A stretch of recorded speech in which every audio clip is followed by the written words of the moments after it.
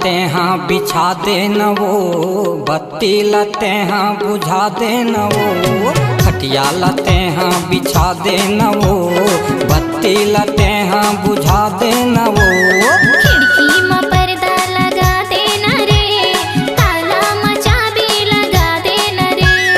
खिड़की में पर्दा लगा देना रे, ताला में चाबी लगा देना रे। झनते हाँ चिल्ला कोनो जाग जाही वो, झनते हाँ चिल्ला कोनो जाग जाही वो। खटिया लते हाँ बिछा दे न वो, बत्ती लते हाँ बुझा दे न वो। खिड़की में पर्दा लगा देना रे, ताला में चाबी लगा देना रे।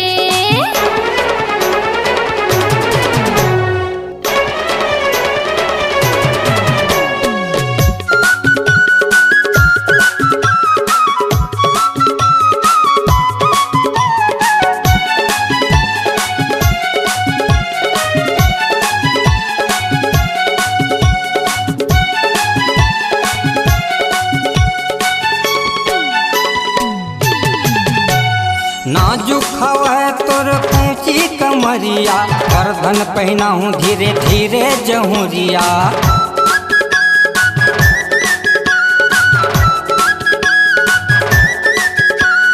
नाजुक हवा तोर ऊंची कमरिया, गर्दन पहना हूँ धीरे धीरे जहुरिया।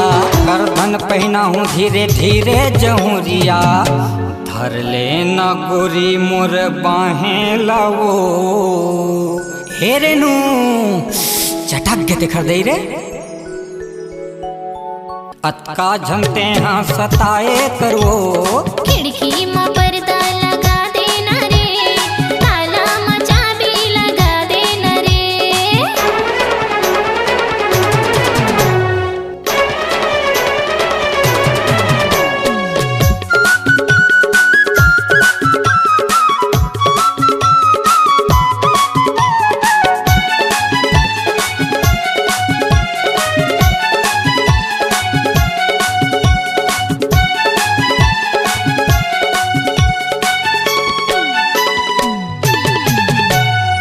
माया के आगे ज्यादा झनते भड़कावे, छुए मरा जाते जर जावे।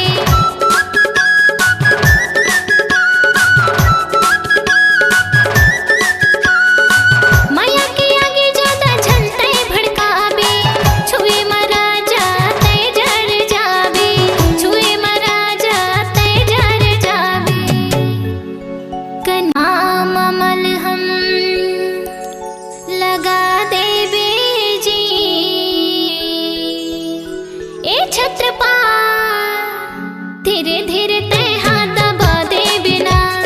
खिड़की में पर्दा लगा देवे रे, ताला में चाबी लगा दे बिना।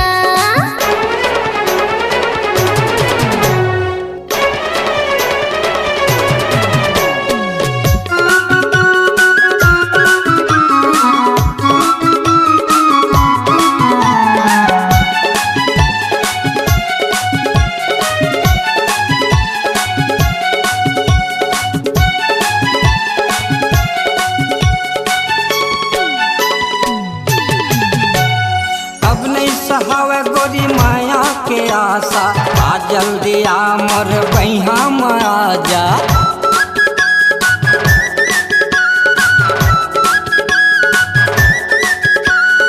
अब नहीं सहावे गोरी माया के आशा, आ जल्दी आ मोर बहिया में आ जा। आ जल्दी आ मोर बहिया में आ जा।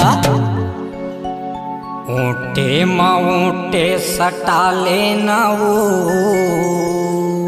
हे रेनू चटक के देखर दे रे।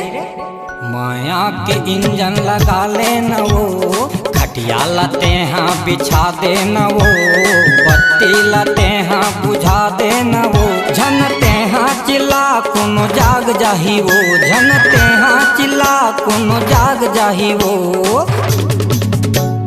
खटिया लते हाँ बिछा दे न वो, बत्ती लते हाँ बुझा दे न वो। हाँ, खिड़की में पर्दा लगा देना रे, ताला में चाबी लगा देना गा।